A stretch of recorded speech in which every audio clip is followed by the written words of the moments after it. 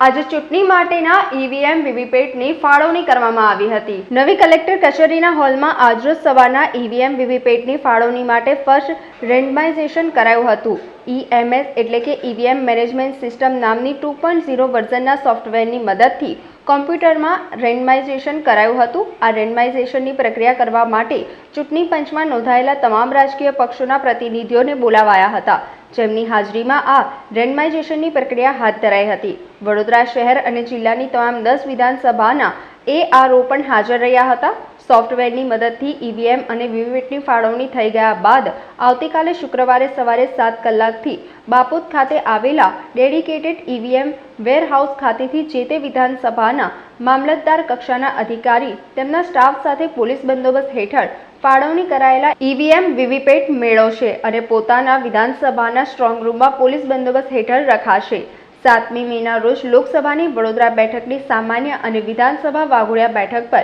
પેટા ચૂંટણી યોજવાની હોવાથી ચૂંટણી માટેના ઈવીએમ વીવીપેટની આવતીકાલે શુક્રવારે સોંપણી કરાશે। તે પૂર્વે આજરોજ ઈવીએમનું ઈએમએસ 2.0 સોફ્ટવેરની મદદથી ઈવીએમ વીવીપેટનું રેન્ડમાઇઝેશન કરીને ફાળવણી કરાઈ હતી, જે સંદર્ભે કલેક્ટર તેમજ ચૂંટણી અધિકારી BA શાહ દ્વારા વિસ્તૃત માહિતી આપી હતી। આજ રોજ આગામી લોકસભાની સામાન્ય ચૂંટણી અને વાઘોડિયા વિધાનસભા બેઠકની પેટા ચૂંટણી એ બંનેના સંદર્ભે ઇલેક્ટ્રોનિક વોટિંગ મશીન એટલે કે બેલેટ યુનિટ, કંટ્રોલ યુનિટ અને વીવીપેટ એ ત્રણેયના નિર્ધારિત જે રેન્ડમાઇઝેશન કરી અને વિધાનસભા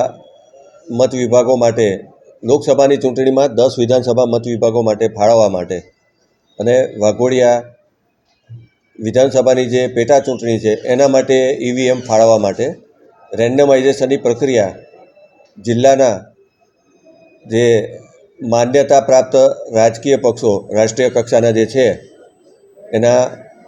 અધિકૃત પ્રતિનિધિઓની હાજરીમાં આ રેન્ડમાઇઝેશનની પ્રક્રિયા જિલ્લા ચૂંટણી અધિકારી અને જિલ્લામાં કાર્યરત એવા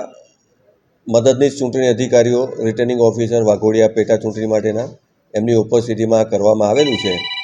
અને રેન્ડમાઇઝેશનની પ્રક્રિયા જે પણ રાજકીય પક્ષોના પ્રતિનિધિઓ ઉપસ્થિત હતા એમની ઉપસ્થિતિમાં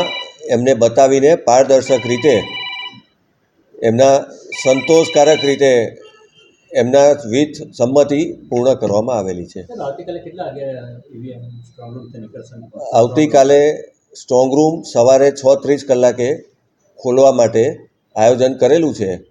અને એ પણ રાજકીય પક્ષોના માન્યતા પ્રાપ્ત રાજકીય પક્ષોના પ્રતિનિધિઓની ઉપસ્થિતિમાં સ્ટ્રોંગ રૂમ ખોલવા માટે અમે પક્ષના જે પ્રતિનિધિઓ છે એને ઓલરેડી લિખિતમાં અને આજે મિટિંગમાં મૌખિક પણ વિનંતી કરેલી છે। ઈવીએમ જેટલા પોલિંગ સ્ટેશન છે એ પ્રમાણે અને અત્યારે જે આપવાના છે એમાં 25% અને 35% વીવીપેટ માટે અને બીયુ ને સીયુ છે 25% રિઝર્વ રાખવામાં આવશે અને એ સિવાયના જે છે એ સરપ્લસ તરીકે અમારા વેરહાઉસમાં સેન્ટ્રલ વેરહાઉસમાં રાખવામાં આવશે અને જે વિથ રિઝર્વ જે છે એ દરેક વિધાનસભાના એઆરઓને આવતીકાલે ફાળવણી કરી દેવામાં આવશે। સમાચારોના સતત અપડેટ મેળવવા માટે લોકમત ન્યૂઝને યુટ્યુબ ઉપર સબસ્ક્રાઇબ કરો, બેલ આઇકોન દબાવો અને અમારી સાથે જોડાયેલ રહો ફેસબુક, ઇન્સ્ટાગ્રામ અને ટ્વિટર ઉપર।